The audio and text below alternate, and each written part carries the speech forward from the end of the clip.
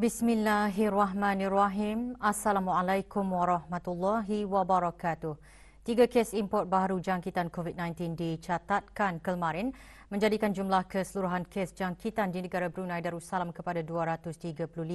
Kementerian Kesihatan dalam siaran akhbar mengenai situasi jangkitan COVID-19 di negara Brunei Darussalam melaporkan kes 223 ialah seorang lelaki berumur 41 tahun yang tiba di negara ini dari Pakistan melalui Kuala Lumpur pada 5 Mei 2021.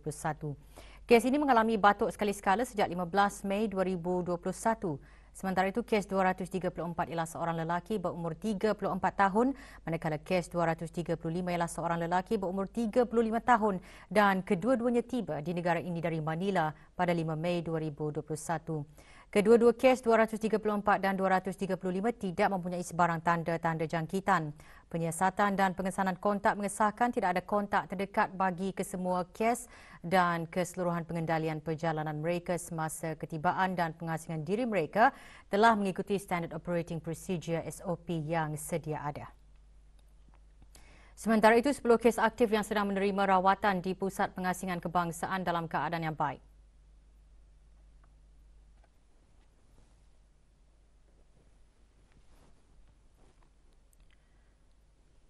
Kes terakhir jangkitan tempatan COVID-19 dilaporkan pada 6 Mei 2020, manakala jumlah kes import sejak kes jangkitan terakhir tempatan dilaporkan sebanyak 94 kes. 488 orang sedang menjalani pengasingan diri mandatori, 18,291 orang menamatkan pengasingan diri mandatori sejak Mac 2020.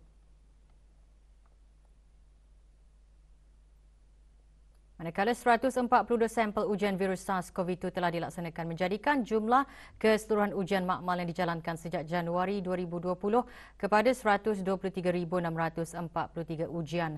Maklumat lanjut dan perkembangan terkini layari laman sesawang Kementerian Kesihatan dan Talian Kesihatan 148. 165 pelekat PAS kenderaan komersial berwarna merah dan 5,883 pelekat PAS kenderaan pelawat berwarna biru telah dikeluarkan oleh Jabatan Pengangkutan Darat JPD, Kementerian Pengangkutan dan Infokomunikasi dan dipasang ke atas kenderaan-kenderaan daftar luar negara sejak ia dikuatkuasakan di negara Brunei Darussalam pada 1 Oktober 2020. Dalam siaran akhbar, JPD menyatakan pemasangan pelekat kenderaan bertujuan bagi memantau kenderaan daftar luar negara yang berada di negara ini sebagai usaha membendung penularan pandemik COVID-19. Pemantauan dan penguatkuasaan pemasangan pelekat kenderaan tersebut dijalankan secara berterusan oleh agensi-agensi penguatkuasaan khususnya JPD, Pasukan Polis Diraja Brunei PPDB, Kementerian Kesihatan dan Jabatan Imigresen dan Pendaftaran Kebangsaan JIPK, iaitu kenderaan-kenderaan daftar luar negara yang telah mendapat kebenaran pihak Jabatan Kastam dan Eksas Diraja JKED untuk menetap di negara ini kerana bertugas atau bagi tujuan seumpamanya yang dikehendaki melekatkan pelekat PAS kenderaan pelawat berwarna biru. Kenderaan-kenderaan luar negara yang memasuki negara ini bagi tujuan pengangkutan barangan-barangan pertanian, agri makanan dan perikanan dengan kebenaran dari Kementerian Sumber-Sumber Utama dan Pelancongan yang dikehendaki melekatkan pelekat PAS kenderaan komersial berwarna merah. Kenderaan-kenderaan yang melakukan perjalanan melintasi sempadan atau transit atau ke destinasi yang dibenarkan di negara ini bagi tujuan penghantaran barangan yang tidak dikehendaki melekatkan pelekat PAS kenderaan. Pelekat PAS kenderaan ini mempunyai tempoh sah laku selama 3 bulan dan perlu diperbaharui bagi membolehkan kenderaan-kenderaan daftar luar negara membuat perjalanan di negara ini. Setakat ini, sejumlah 16 kompaun telah dikeluarkan atas kesalahan berkaitan dengan pemasangan pelekat kenderaan tersebut. JPD mengingatkan kepada pemilik atau pemandu kenderaan daftar luar negara yang berada di negara ini untuk sentiasa mematuhi peraturan penggunaan pelekat PAS kenderaan tersebut. Kegagalan mematuhi peraturan akan diambil tindakan di bawah Akta Penyakit Berjangkit Penggal 204 yang mana jika didapati bersalah boleh dikenakan denda kompaun sehingga RM5,000 atau boleh didakwa ke mahkamah yang membawa denda sehingga RM10,000 atau penjara sehingga tempoh 6 bulan atau kedua-duanya sekali. Kementerian Sumber-Sumber Utama dan Pelancongan melalui Jabatan Pertanian dan Agri Makanan menginginkan agar hasil-hasil pertanian di negara ini tidak memudaratkan mana-mana pengguna ataupun kepada sesiapa yang memakannya dan memastikan ia adalah selamat. Justru itu, pengusaha-pengusaha ladang yang berdaftar di jabatan berkenaan dipantau agar tidak menyalahi mana-mana pemberian baja, racun dan pengolahan di samping dibantu untuk menghasilkan produk-produk yang selamat dan berkualiti tinggi. Salah satunya adalah menggunakan garis pandu daripada Brunei Good Food Agricultural Practice BGAP dan lain-lain piawaian. Awang Hirman bin Haji Abu, Pegawai Pertanian Kanan Jabatan Pertanian dan Agri Makanan ketika ditemui RTB menjelaskan piawaian-piawaian lain termasuk kemasukan atau pengimportan racun-racun kimia pertanian yang mana semua racun-racun pertanian ini dikawal oleh Kementerian Kesihatan atas kerjasama Jabatan Pertanian dan Agri Makanan.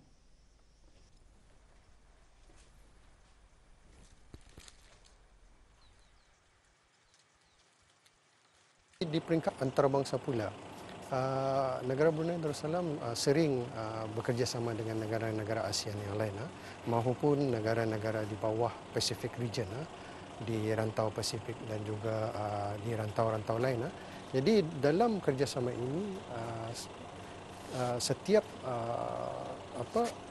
officer ataupun kaki tangan jabatan akan berbincang bersama dengan pegawai-pegawai dari negara lain untuk memperbaiki mana-mana sistem pengeluaran daripada ladang-ladang mereka maupun negara Brunei Darussalam.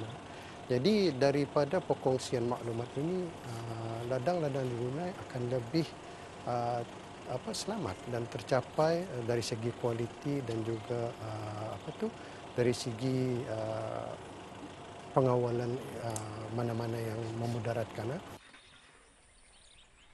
BGAP juga turut dibantu oleh salah sebuah syarikat yang menjadi tenaga pengajar untuk mengajar modul-modul yang terdapat di bawahnya.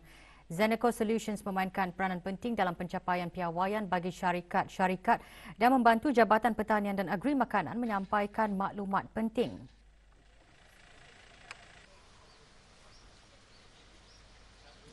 Syarikat ini telah pun beroperasi sejak 2 tahun lalu dan mereka merupakan salah satu syarikat yang selalu diberikan tugas oleh jabatan untuk melatih mana-mana kelemahan syarikat-syarikat yang telah memohon BGAP ini. Antara lain mereka juga pada masa ini mengikuti program SCP yang dikendalikan oleh DER dan merupakan inisiatif Kementerian Sumber-Sumber Utama dan Pelancongan bagi membantu ladang-ladang untuk mencapai ataupun mendapatkan piawaian Brunei Good Agricultural Practice dengan lebih cepat dan mudah. Jadi pada masa ini jika kita melihat dari segi produk yang telah dijual di pasar-pasaran tempatan, orang ramai nampaknya semakin peka dengan benefit ataupun kebaikan memperolehi Brunei GAP. Dan ini memberikan opportunities ataupun memberikan peluang kepada pengusaha-pengusaha di negara Brunei Darussalam untuk sekurang-kurangnya mereka menyahut dan melabel produk mereka dengan label Brunei Good Agricultural Practice. Selain tradisi ziarah menziarahi sesama keluarga dan sahabat handai, ucapan Selamat Hari Raya juga menjadi pengganti diri bagi yang tidak berpeluang untuk bersua muka di Syawal ini.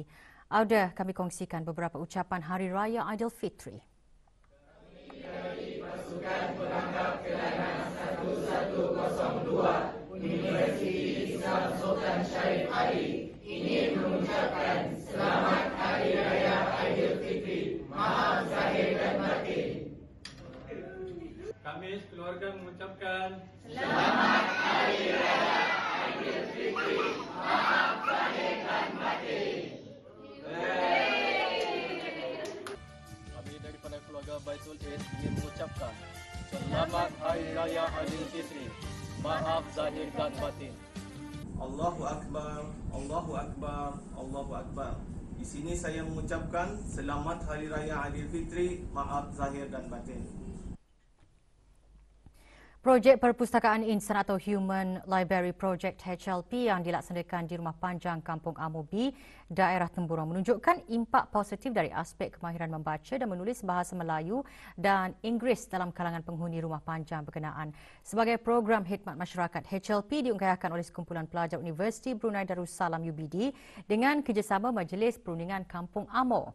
Inisiatif tersebut mencerminkan khidmat sukarela mahasiswa dalam membantu masyarakat yang tinggal di kawasan luar bandar, terutama di daerah Temburong. Ikuti laporannya bersama kru RTB Mojo. 10 orang mahasiswa tahun 3 UBD terlibat dalam Human Library Project HLP dengan mengadakan kelas-kelas tambahan di Rumah Panjang Kampung Amobi, Temburong. Projek dilaksanakan dengan kerjasama Majlis Perundingan Kampung Amo. Sejak diperkenalkan pada tahun 2013, sambutan dari penghuni rumah panjang dan kampung sekitarnya sangat menggalakkan dengan 42 pelajar terdiri daripada murid-murid pra hingga tahun 6 dan penuntut peringkat menengah mendaftar untuk mengikuti program tersebut. Dengan berkonsepkan kelas tambahan, HLP diadakan pada sebelah malam iaitu setiap hari Isnin hingga Jumaat. Kaedah pembelajaran pula berbentuk akademik dan non-akademik agar proses pembelajaran lebih menyeronokkan dan pelajar lebih fokus kepada subjek yang diajarkan. Impak positif yang HLP dapat perolehi dari program kami ialah mereka dapat membaca dan juga belajar menulis kerana di sini kurang dari segi membaca dan menulis. Bahasa mereka yang mereka gunakan ialah bahasa Iban. Oleh itu, kami mengajar bahasa Melayu dan Inggeris yang standard. Kami berharap untuk mengetahui dan lebih mengenali cara mengajar anak-anak murid agar selepas tamat pengajian nanti kami terdedah sudah dan mempunyai pengalaman yang dari luar daerah kami. Sepanjang HLP dilaksanakan, tahap kefahaman para peserta dalam pelajaran, terutama mata-mata pelajaran yang sukar, semakin meningkat. Semoga projek seumpama ini dapat membantu negara dalam mencapai salah satu matlamat Wawasan Brunei 2035, iaitu melahirkan rakyat yang berpendidikan. Laporan Adrian Fezul Samad untuk Berita RTB. Sebilangan besar penonton sering menyaksikan keindahan hidupan laut hanya melalui kaca televisyen sahaja dan belum pernah merasai sendiri pengalaman sebenar berada di dasar laut. Tetapi bagi salah seorang penggemar aktiviti sukan menyelam bebas atau free diving, ia menjadi sesuatu memori yang sukar digambarkan. Ikuti tinjauan kru Mojo RTB bersama seorang penggemar sukan free diving tempatan.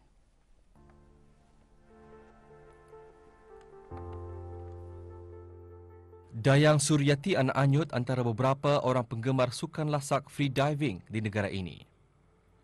Sebelum mencuburi free diving pada tahun 2016, beliau terlibat dalam sukan snorkeling. Menurutnya, sebelum seseorang itu melakukan free diving, aspek keselamatan tetap diutamakan melalui latihan dan persediaan rapi. Beliau mengakui merasakan pengalaman unik setiap kali melakukan free diving, terutama apabila melihat keindahan hidupan marin. Brunei, we have a lot of diving attractions. We have a lot of shipwrecks and there's a lot of marine animals like corals, fishes. They're really interesting to see. Tutong has some of the best coral sites for me, in my opinion. I really love Tutong coral sites. But for shipwrecks, mostly it's around Muara area. Basically, it's feeling of exploring what has been abandoned down there. I mean, nobody can actually really see unless you go down in the water. Sepanjang penglibatannya dalam sukan tersebut, wanita tempatan ini berjaya memecahkan rekod kebangsaan dengan mencatat penyelaman 44 meter di pertandingan mini free dive 80 meter maximum depth di Republik Filipina. Keindahan dasar laut perairan negara, katanya, tidak dinafikan berupaya menarik lebih ramai pengamal sukan lasak ini sama ada dari dalam dan luar negara. I think free diving can help in boosting Brunei's economy and tourism, especially with our lavish dive sites and coral sites. I think it is a really good point of selling. It can be attracting a lot of local as well as overseas tourists to come and dive in our country. Penglibatan belia ini dalam sukan free diving menjadi bukti golongan wanita juga mampu melakukan aktiviti lasak seperti kaum lelaki. Apa yang penting, aspek keselamatan mesti ditamakan dalam melakukan apa sahaja aktiviti termasuk free diving. Laporan Aziz Ahmad untuk Berita RTB. Jabatan Kerja Raya JKR Kementerian Pembangunan memaklumkan kepada orang ramai bahawa gangguan bekalan air di Lambak Kanan disebabkan oleh paras air rendah di tangki simpanan air Lambak Kanan. Gangguan tersebut disebabkan tangki simpanan air terunjing yang mengalami masalah kebocoran paip air baru-baru ini. Walau bagaimanapun, kebocoran tersebut telah dibaiki dan pembahagian bekalan air dari tangki terunjing ke sebahagian Lambak Kanan sedang dilaksanakan secara berperingkat-peringkat. Kawasan-kawasan tinggi kemungkinan masih menerima tekanan air rendah atau tiada bekalan air. JKR akan berusaha menstabilkan pembahagian bekalan air ke kawasan terjejas di Lambak Kanan yang selama ini sebahagian kawasan menerima bekalan air dari tangki simpanan air terunjing. Dalam pada itu, jabatan juga membekalkan air yang berterusan dengan tangki air biru yang telah ditempatkan di beberapa kawasan rancangan perumahan negara Lambak Kanan, antaranya di Dewan Kemasyarakatan Jalan 77, sepanjang Jalan 64 dan Jalan 11, Jalan 49, Masjid Perpindahan Lambak Kanan, Pusat Pembangunan Kapasiti Jalan 17, Dewan Kemasyarakatan 1 Lambak Kanan, kawasan standpipe yang terletak berdekatan Sekolah Rendah Dato' Marsal, Jalan 1 dan Jalan Madang berdekatan jambatan. Selain itu, JKR juga membahagikan beg-beg air ke rumah-rumah yang terjejas. Bagi sebarang aduan dan bekalan air bersih, hubungi talian Darussalam 123.